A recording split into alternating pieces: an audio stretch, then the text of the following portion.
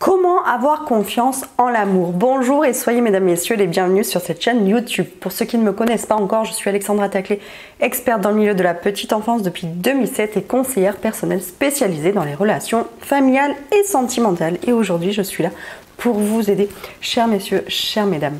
Si je fais cette vidéo aujourd'hui, c'est que je croise de plus en plus de personnes, que ce soit des mères célibataires, que ce soit des pères célibataires, des personnes seules et qui sont totalement dévouées à leur enfant, ou même des célibataires endurcis depuis des années et qui ne souhaitent pour certains pas refaire leur vie et avec un nouveau partenaire, et ou parfois la peur peut les freiner pour s'engager dans une nouvelle relation.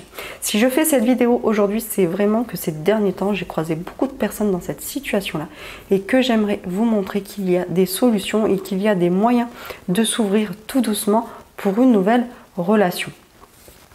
J'ai envie de vous parler de ceci car beaucoup de personnes ont des besoins, ont des attentes en amour et c'est humain.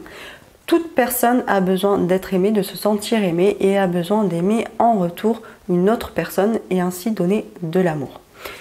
Mais avant toute chose, je vais vous demander de mettre un petit pouce bleu à cette vidéo et surtout à vous abonner à cette chaîne si ça n'est pas encore fait en pensant à activer la petite cloche rouge. Avoir des attentes et des besoins en amour est tout à fait normal. Nous avons besoin d'affection, nous avons besoin d'attention, nous avons besoin de marques d'affection et d'amour dans notre quotidien à tous. Mais à trop avoir ces besoins, lorsqu'ils sont exacerbés, lorsque les attentes sont beaucoup trop fortes, de cette façon-là, il se peut que vous fassiez fuir votre éventuel futur partenaire ou votre éventuelle future compagne. Donc ce que je vous encourage à faire est de vous auto-analyser, de vous faire un bilan personnalisé de votre situation amoureuse, une autocritique de votre façon de voir l'amour, de votre façon de voir les choses et de votre façon d'appréhender une future relation. Souvent, Gandhi disait: sois le changement que tu aimerais voir dans le monde. Donc, si vous êtes dans le jugement au niveau des relations amoureuses, si vous êtes dans la peur, si vous êtes dans l'appréhension, forcément, cela n'annonce rien de bon. Alors que si vous voyez les choses de façon un peu plus différente, un peu plus confiante, avec de la confiance en vous, si votre vie est stable au niveau professionnel, au niveau amical, au niveau familial, alors vous aurez d'autant plus de chances d'être ouverte ou ouvert à une éventuelle relation. Donc ce que je vous encourage à faire est dans un premier temps d'équilibrer vos autres domaines de vie pour gagner en confiance en vous, que ce soit au niveau du travail. Est-ce que vous avez un travail stable? Est-ce que vous avez suffisamment d'activités extérieures? Est-ce que vous avez des projets personnels ou professionnels?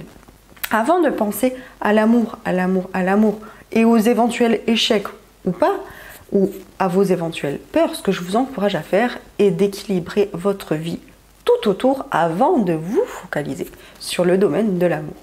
J'ai maintenant une question à poser à ma chère communauté. Est-ce que vous pensez que vivre, c'est prendre des risques?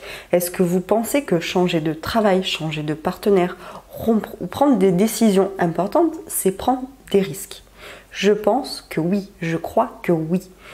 Mais c'est vivre. Et vivre, c'est prendre des risques. Ça veut dire se mettre en avant, accepter de faire des erreurs, accepter de se relever et accepter les choses comme elles sont. Si cette vidéo vous a plu, n'hésitez pas à mettre un petit pouce bleu. Si vous avez besoin de mon aide pour faire un travail sur vous en profondeur, n'hésitez pas à cliquer sur le lien juste en dessous, à répondre à toutes les questions.